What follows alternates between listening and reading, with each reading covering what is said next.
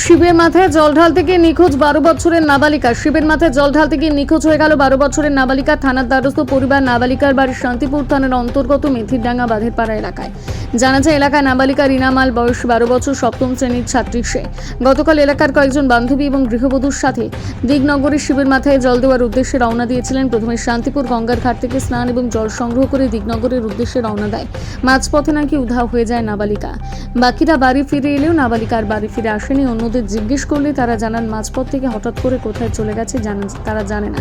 এরপর রিয়াজ নাবালিকার পরিবারের তরফে শান্তিপুরে একটি লিখিত অভিযোগ জানানো হয়। অভিযোগের ভিত্তিতে তদন্ত শুরু করেছে শান্তিপুর থানার পুলিশ।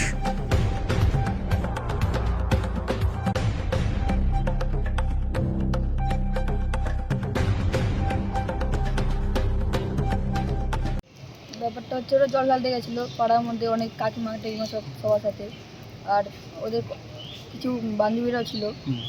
দিয়ে তারপর ওরা বলছে নাকি যে কোন ছেলের সাথে নাকি পাশে ডেকেছিল। তারপর ফোনে কথা বলতে বলতে গিয়েছে, ওদের সামনে নিয়ে চলে গেছে। তারপর নাকি ওরা কিছু জানে না। বয়স কত? বয়স 12 বছর। কি নাম? রিনা মাল। কোন ক্লাসে পড়ে? 7। 7-এ পড়ে। কোথায় বাড়ি? বাড়ি মেথিরডাঙ্গা আমাদের। কালকে কখন বেরিয়েছিল? সন্ধ্যে 6টা। কোথায় যাচ্ছিল জল ঢালতে? দিগনগর। দিগনগরে। আচ্ছা, আজকে এই থানায় এসছো তোমরা হ্যাঁ। নিখোঁজ ডায়েরি জানাতে? তোমার কি নাম? সুদীপ। কি হয় তোমার? আমার নিজের বাড়িতেই পিসির মেয়ে। আচ্ছা, সুদীপ কি তোমার নাম? রুদ্র।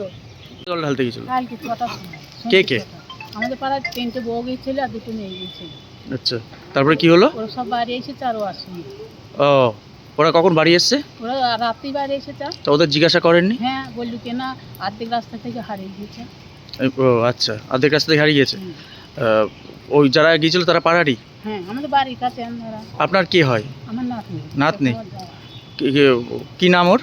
রিনা মা। রিনা? রিনা মা। রিনা মাহাল? রিনা মাহাল। আচ্ছা, কোন ক্লাসে পড়ে ও?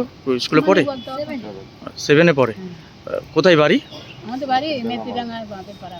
মেথিরডাঙ্গা বাঁধেরপাড়া। আর ওই টুসুনালে হাই স্কুল পড়ে। কোথায় জল ঢালতে গিয়েছিল? ওই দিগনগর। আপনার কি নাম? আমার নাম পুষ্প রুদ্র।